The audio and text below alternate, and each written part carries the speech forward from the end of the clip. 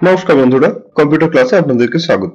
আজকের ক্লাসে আমরা দেখে নেব যে আমরা সেলস অর্ডার ব্যবহার করে কিভাবে কোনো পার্সন বা কোম্পানির কাছ থেকে সেলস অর্ডার রিসিভ করে নিতে পারি এবং তারপর ওই সেলস অর্ডারে কোনো পরিবর্তন হলে তা আমরা এখান থেকে কিভাবে করে নিতে পারি। আজকের ক্লাস আমি শুরু করব, কিন্তু তার আগে আপনি যদি এই চ্যানেলে প্রথমবার এসে থাকেন বা অনেকদিন ধরে এই চ্যানেলের কন্টেন্ট দেখে আসছেন কিন্তু কোনো লাইক, কমেন্ট বা সাবস্ক্রাইবও করেননি, তাহলে এরপর থেকে ভিডিওগুলি নিয়মিত লাইক করুন, কমেন্ট করে জানান কেমন লাগলো এবং চ্যানেলটি সাবস্ক্রাইব করে বেল আইকন প্রেস করে রাখুন যাতে এরপর থেকে আসা প্রতিটি ভিডিও নোটিফিকেশন আপনি খুব সহজেই পেয়ে যান। এখন TallyPrime এর সেলস অর্ডার রেকর্ড করে নিতে গেলে আমাদের কিছু বেসিক রিকোয়ারমেন্ট রয়েছে, যার মধ্যে প্রথমটি হলো যে আমরা যে পার্সন বা কোম্পানির কাছ থেকে সেলস অর্ডার রিসিভ করছি, এক্ষেত্রে তার অ্যাকাউন্ট আমরা সানড্রি ডেটার লেজার গ্রুপের আন্ডারে ক্রিয়েট করে নেব। এছাড়া আমাদের দরকার পড়বে একটি সেলস অ্যাকাউন্ট এবং এরপর আমাদেরকে দেখতে হবে যে মেটেরিয়ালটির জন্য আমরা সেলস অর্ডার রিসিভ করছি সেটি আমাদের কাছে আদৌ রয়েছে কিনা। এখন আমরা একবার স্ক্রিপ্টে চলে যাই এবং দেখে নিই যে আমরা কি মেটেরিয়ালের জন্য অর্ডার রিসিভ করছি। আমরা এখানে দেখতে পাচ্ছি যে সেলস অর্ডার হিসেবে আমরা সাইবার কর্নারের কাছ থেকে ৮৯৯৯ টাকা করে 10টি ইন্টেল প্রসেসরের জন্য অর্ডার পাচ্ছি। এছাড়া আমরা সুপ্রিম টেকনোলজিসের কাছ থেকে ৮০টি লগিটেক মাউসের অর্ডার পাচ্ছি। আমরা প্রথমে অর্ডার দুটিকে এখানে রিসিভ করে নেব। TallyPrime ফেরত আসার পরে আমি একবার অল্টার মেনু থেকে দেখে নেব যে আমার কাছে যে সমস্ত লেজার অ্যাকাউন্টগুলি দরকার সেগুলি রয়েছে কিনা। আমি এখানে দেখতে পাচ্ছি সাইবার কর্নারের লেজার রয়েছে এবং এটি সানড্রি ডেটার আওতাতে ক্রিয়েট রয়েছে। আমরা দেখতে পাচ্ছি এটিও সানড্রি ডেটার আওতাতে ক্রিয়েট রয়েছে। এখন আমাদেরকে ক্রিয়েট করে নিতে হবে একটি সেলস অ্যাকাউন্ট। আমি এখান থেকে ডিরেক্টলি ক্রিয়েটে চলে যাব এবং এখান থেকে ক্রিয়েট করে নেব সেলস অ্যাকাউন্ট। আন্ডার হিসেবে আমি এখানে বেছে নিলাম সেলস অ্যাকাউন্টস।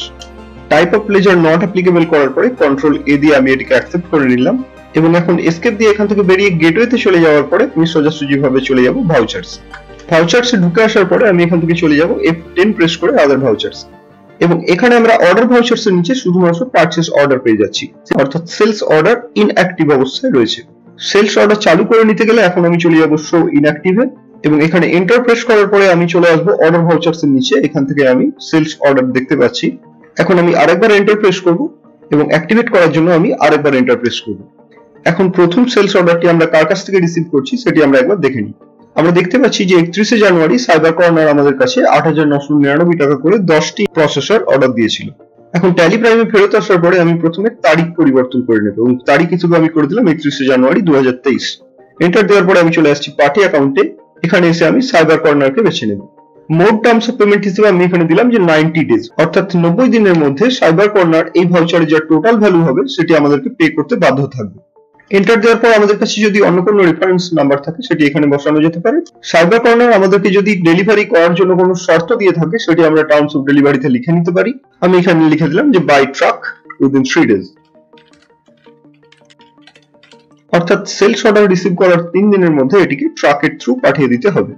এখন আমরা যেহেতু এখানে শুধুমাত্র সেলস অর্ডার রিসিভ করছি সেই কারণে আমি ডিসপ্যাচ ডিটেইলস এখানে কিছু দেব না, যেহেতু মেটেরিয়ালটি আমাদের গোডাউন থেকে এখনই বেরিয়ে যাচ্ছে না। কন্ট্রোল এ দিয়ে আমি এটিকে এখান থেকে অ্যাকসেপ্ট করে নেব এবং এখান থেকে পার্টি ডিটেইলস এসেও আমি কোনো পরিবর্তন করব না। কন্ট্রোল এ দিয়ে আরেকবার অ্যাকসেপ্ট করে নেব এবং চলে আসবো অর্ডার নাম্বারে। এরপর এন্টার দিয়ে আমি চলে আসবো সেলস লেজারে। সেলস লেজার হিসেবে আমি এটিকে বেছে নেওয়ার পরে স্টক আইটেমের নিচে এসে আমি এখান থেকে স্পেস দিয়ে স্টক আইটেমের লিস্ট বের করব, কিন্তু আমাদের কাছে ওই স্টক আইটেম নেই। সেই কারণে আমরা এখান থেকে অল্ট সি প্রেস করতে পারি অথবা আমরা এখান থেকে ক্রিয়েটে যাওয়ার পরে ওই স্টক আইটেমটিকে ক্রিয়েট করে নিতে পারি।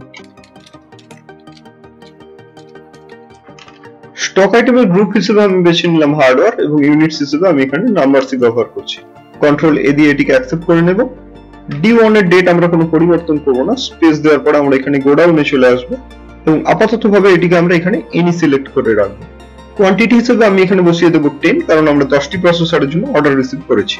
এখানে দেখাবে যে নেগেটিভ স্টক 10 নাম্বারস, অর্থাৎ আমাদের কাছে এই স্টক আইটেমটি এখনো পর্যন্ত অ্যাভেলেবল নেই। এন্টার দেওয়ার পরে আমরা রেট হিসেবে বসিয়ে দেব ৮৯৯৯, যে রেটে আমাদের কাছে সেলস অর্ডার এসেছিল। এবং এখন আমরা আর অন্য কোনো পরিবর্তন না করে কন্ট্রোল এ দিয়ে এটিকে অ্যাকসেপ্ট করে নেব। আমরা একবার স্ক্রিপ্ট থেকে দেখে নিই পরের সেলস অর্ডার আমাদের কাছে কি রয়েছে। আমরা দেখতে পাচ্ছি ওই একই তারিখে সুপ্রিম টেকনোলজিস আমাদের কাছে 299 টাকা করে 80টি লগিটেকের মাউস অর্ডার দিয়েছে। এখন আমরা আবার TallyPrime ফেরত যাব এবং এখান থেকে তারিখ আর কোনো পরিবর্তন না করে পার্টি অ্যাকাউন্ট নেমে এসে স্পেস দেব। লেজার অ্যাকাউন্টস এর লিস্ট থেকে আমরা বেছে নেব সুপ্রিম টেকনোলজিসকে। মোড টার্মস অফ পেমেন্ট আমরা দেখতে পাচ্ছি সুপ্রিম টেকনোলজিস এর জন্য 60 ডেজ রয়েছে। যেহেতু আমরা সুপ্রিম টেকনোলজিস এর লেজারটি ক্রিয়েট করার সময় ক্রেডিট ডেজ এর লিমিট হিসেবে 60 ডেজ দিয়েছিলাম, সে কারণে এটি এখানে দেখানো হচ্ছে। সুপ্রিম টেকনোলজিতে আমাদের কাছে শর্ত দিয়েছে যে এদের কাছে মেটেরিয়ালটি ট্রাকই পাঠাতে হবে এবং 2 দিনের মধ্যে পাঠাতে হবে। ডিসপ্যাচ ডিটেলস আমরা কিছু ফিল আপ করবো না, যেহেতু মেটেরিয়ালটি এখনই আমাদের গোডাউন থেকে যাচ্ছে না। কন্ট্রোল এ দিয়ে আমরা এখন এটিকে অ্যাকসেপ্ট করে নেব। এরপর পার্টি ডিটেলস এর স্ক্রিনটিকেও আমরা কন্ট্রোল এ দিয়ে অ্যাকসেপ্ট করব এবং চলে আসবো অর্ডার নাম্বারে। সেলস অ্যাকাউন্ট বেছে নেওয়ার পরে আমরা চলে আসবো স্টক আইটেমের নিচে, স্পেস দিয়ে এখান থেকে বেছে নেব লগিটেক এর মাউসটি। ডিউ ডেট আমরা কোনো পরিবর্তন করবো না, গোডাউনে এসে আমরা স্পেস দেবো এবং দেখে নেবো যে কোন গোডাউনে এই স্টক আইটেমটি রয়েছে। সেক্টর 5 গোডাউন সিলেক্ট করার পরে আমি এখান থেকে কোয়ান্টিটিতে যাব এবং সুপ্রিম টেকনোলজিস আমাদের কাছে যত পিস স্টক আইটেমের অর্ডার দিয়েছে সেটি বসিয়ে দেব। দেখতে পাচ্ছি যে নেগেটিভ স্টক 30 পিস দেখাচ্ছে, তার কারণ হলো আমাদের কাছে 50 পিস স্টক অ্যাভেলেবল রয়েছে, কিন্তু সুপ্রিম টেকনোলজিস 80 পিসের জন্য অর্ডার দিয়েছে। আমরা এটিকে ইগনোর করে এন্টার দেব এবং রেট হিসেবে সুপ্রিম টেকনোলজিস আমাদের কাছে কথা বলার পরে যে রেটে আমাদেরকে সেলস অর্ডার দিয়েছে সেই রেটটি বসিয়ে দেব, অর্থাৎ 299। এখন এন্টার দিয়ে আমি এই স্ক্রিনটিকে অ্যাকসেপ্ট করে নেব এবং ভাউচারটিকেও অ্যাকসেপ্ট করে নেব।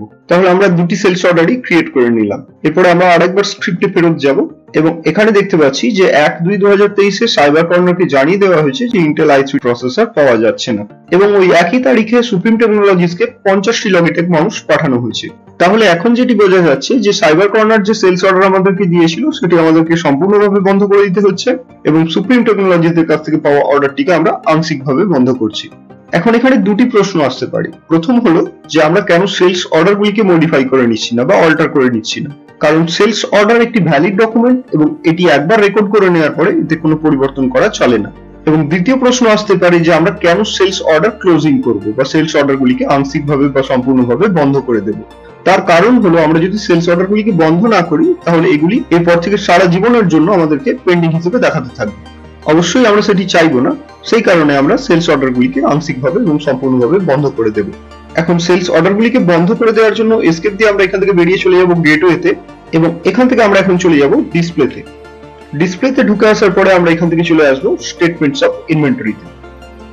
স্টেটমেন্টস অফ ইনভেন্টরির ভিতরে আমরা পেয়ে যাব সেলস অর্ডার আউটস্ট্যান্ডিংস। এখান থেকে আমরা চলে আসবো এখন অল অর্ডারস।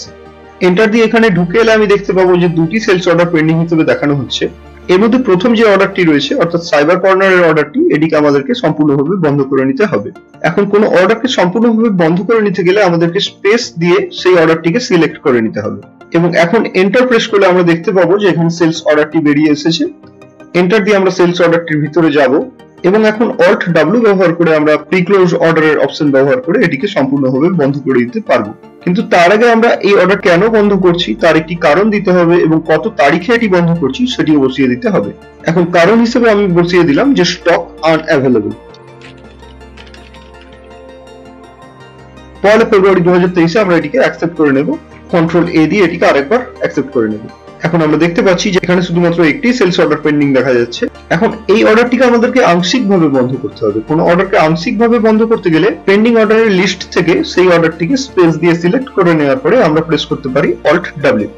এখন যেহেতু আমাদের কাছে 30 পিস স্টক অ্যাভেলেবল নেই এবং আমরা 50 পিস পরে ডেলিভারি নোট ব্যবহার করে পাঠিয়েছি, সেই কারণে আমরা এখানে এখন বসিয়ে দেব 30 এবং এন্টার দেওয়ার পরে আমি দেখতে পাচ্ছি এখানে নেট ব্যালেন্স হয়ে গেছে 50।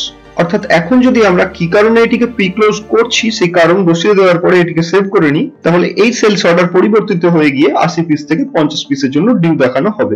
আমি এখানে রিজন ফর প্রি ক্লোজ হিসেবে বসিয়ে দিলাম লিমিটেড স্টক। আমি এখানে এসে বসিয়ে দেব 1 ফেব্রুয়ারি 2023 এবং এখন এন্টার দিয়ে আমরা এটিকে অ্যাকসেপ্ট করে নিই। তো এখন আমরা দেখতে পাচ্ছি যে ব্যালেন্স কোয়ান্টিটি হয়ে গেছে 50 পিস। অর্থাৎ এখন যদি আমরা সেলস অর্ডারের নাম্বারটি ব্যবহার করে 50 পিস মাউস সুপ্রিম টেকনোলজিসকে পাঠিয়ে দিই তাহলে কিন্তু এই সেলস অর্ডারটি আর পেন্ডিং হিসাবে দেখানো হবে না। কিন্তু যেহেতু আমরা বলেছিলাম যে এই ক্লাসে আমরা শুধুমাত্র সেলস অর্ডার রেকর্ড করা এবং সেটিকে আংশিক বা সম্পূর্ণভাবে বন্ধ করা দেখে নেব, সেই কারণে আমরা আজকের ক্লাস এখানেই বন্ধ করছি। এই ক্লাসের মাধ্যমে আপনি যদি উপকৃত হন তাহলে অবশ্যই লাইক করবেন, কোনো প্রশ্ন বা সাজেশন থাকলে আগের মতোই কমেন্টে জানাবেন এবং চ্যানেলটি শেয়ার এবং সাবস্ক্রাইব করে আগের মতোই এগিয়ে নিয়ে যেতে সাহায্য করবেন।